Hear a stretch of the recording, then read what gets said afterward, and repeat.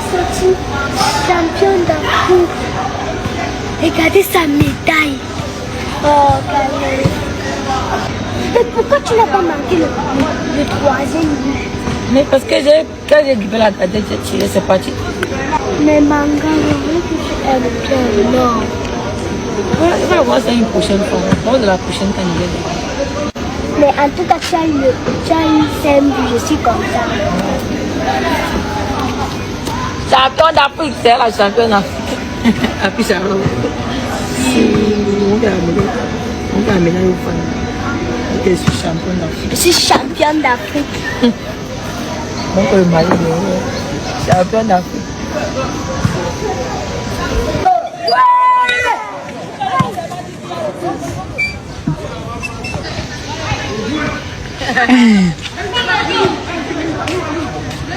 Viens là.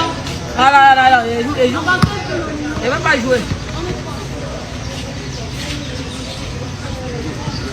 Bébé.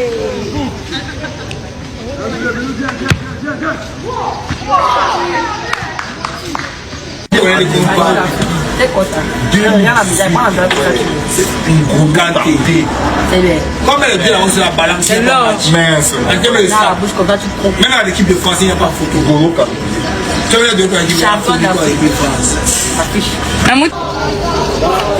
Bonsoir, nous sommes dans le hall de l'hôtel où sont logés les Lions indomptables du Cameroun, championnes d'Afrique depuis leur arrivée en terre camerounaise. Ici, l'ambiance est plutôt festive, les familles viennent rendre visite aux joueuses, d'autres visiteurs profitent pour des moments de selfie et d'ailleurs, on va aussi noter qu'elles ne sont pas restées sans être en mouvement puisque ce sont des sportifs. On se donne donc du plaisir à partager quelques séances d'entraînement pour maintenir, pourquoi pas, la santé, tout en attendant le moment fatidique où elles iront donc présenter le trophée au couple présidentiel. Les autres également profitent pour prendre soin d'elles, des séances de beauté. L'ambiance est donc sereine ici à l'hôtel où sont logés les Lions indomptables du Cameroun. Raoul Ouattara, Sidi Lombardi pour Mediasport Info Télévision. Les amis, bonjour, j'espère que vous allez bien. Je vais vous présenter quelques petites actualités tout autour de nos activités sportives. Vous avez vu quelques petites images. On a commencé par Ngamanga et sa petite où elle était en train de wanda, entre guillemets, comme on dit souvent au Cameroun. Elle wandaillait sur Ngamanga pour le fait qu'elle n'ait pas marqué ce but lors de la finale. Après avoir dribblé la gardienne du Malawi, elle l'a frappé à côté du poteau. La petite était surprise. Bref, vous avez vous-même écouté, je n'ai pas besoin de vous relater. Puis, on a fait un petit crochet avec cette vidéo de MSI qui nous montrait les Lions, comment elles vivent à l'hôtel en attendant la présentation du trophée ce jour, en après-midi. Je vous avais dit ça hier au Palais de l'Unité. On va entamer maintenant avec Bina qui est allée en famille dans son village Koumanzap. Voilà. Présenter ses trophées à ses parents. La meilleure gardienne de la CAN 2026 est du côté de son village. Elle est allée là, du moins elle y était, pour présenter son trophée, son exploit lors de la CAN 2026. C'était encore un autre artisan, l'artisan de la victoire de nos Lions sur le plan physique, sur le plan mental. Il a assisté nos Lions de bout en bout, c'est Bernard Chuton.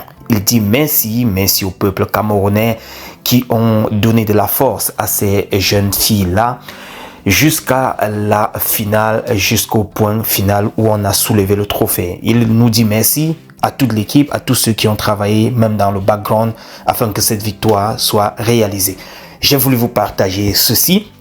On enchaîne avec 14. Oui, 14. Le DG de 14, Andrea Pissot, j'espère que je prononce bien son nom, est très content que le Cameroun ait remporté cette Coupe d'Afrique. Et c'est une histoire faite pour lui. C'est une particularité. Le Cameroun champion d'Afrique pour la première fois. Il est content et il nous fait savoir que c'est un gros privilège de voir leurs couleurs sur le terrain alors que l'histoire s'écrit. Une équipe, une nation, un rêve et maintenant champion d'Afrique. Félicitations aux Lions indomptables et tous ceux qui ont rendu ce moment extraordinaire possible. La passion est toujours juste. Écrit-il sur la page de 14 sur Facebook. Les amis, je peux imaginer sa joie. Je peux imaginer sa joie de savoir que c'est avec sa marque, disons ça comme ça, c'est avec sa marque que nos Lions ont fait ou réalisé cet exploit-là. J'ai vu ce commentaire, les amis, et j'ai voulu partager avec vous. C'était du répondant du côté de Naomi Eto'o. Il y a je dirais un fan ou bien quelqu'un qui est venu dans les commentaires et dit « Suspendu avec la Toyota Advance, je passais par là. » Et elle n'a pas tardé de répondre en disant « Je prenais la moto avant grand. C'est pas la course, la vie. Je n'ai rien à te prouver aussi. » Voilà, ça ce sont les grands, pour reprendre son expression, ce sont les grands qui poussent souvent les enfants à aller se mettre dans les situations difficiles. Elle vient de débuter sa carrière et gagne un peu quelques petits jetons. Pourquoi est-ce qu'elle va commencer à faire le tape à l'œil alors qu'elle peut se concentrer, construire son avenir pas à pas, mollo. Avec sa petite Avensis, elle dit bien qu'elle prenait la moto avant. Aujourd'hui, elle est en voiture. Voilà, peut-être demain, ce sera la Ferrari. Why not? Donc, les amis, j'ai apprécié ce genre de répondant. J'ai voulu partager avec vous. On va reprendre cette passation du drapeau du côté du MINSEP. Les Lions indomptables du volleyball ont reçu du MINSEP ce vendredi le drapeau national avant leur départ pour Nairobi, avec pour objectif de ramener la coupe à la maison. Les Lions, avant leur départ donc, pour le Kenya, c'est pour le compte du championnat d'Afrique des Nations.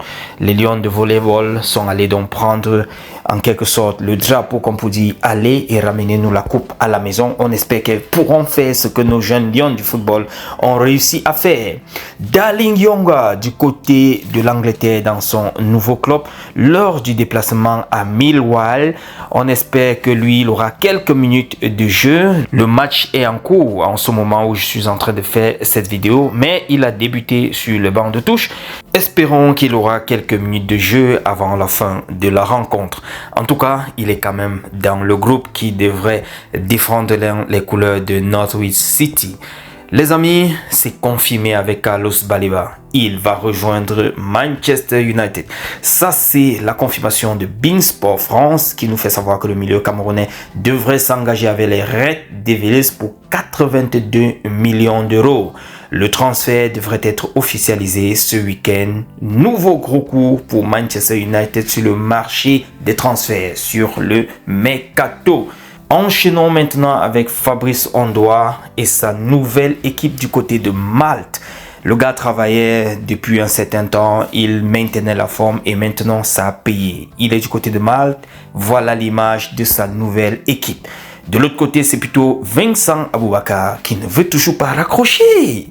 Un Capi, ex-Capi, tu ne veux pas raccrocher les godasses? Bref, à 34 ans, il est annoncé du côté de la D2 turque. Il se retrouve maintenant à Bodrum FK, du côté de la Turquie.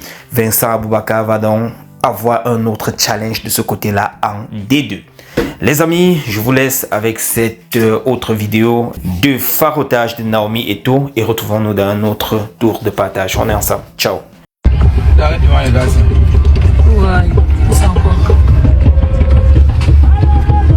C'est bon.